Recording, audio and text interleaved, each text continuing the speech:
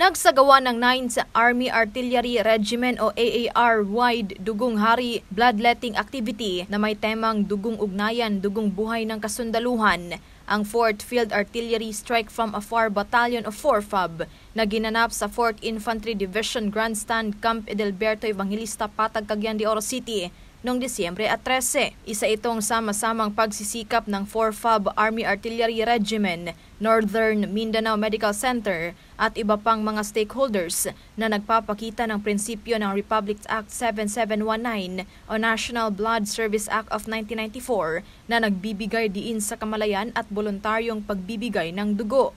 Kabuuang 85 bags na dugo ang nalikom ng naturang unit mula sa mga kwalipikadong donors. Sa naturang aktibidad, nagkaroon din ng libreng eye check-up at pamamahagi ng mga reading glasses sa 103 individuals.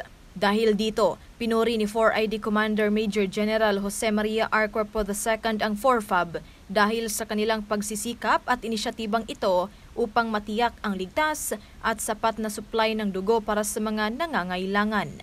Napapanahong balita, serbisyo publiko para sa Pilipino. Ella Rivera, 4ID News.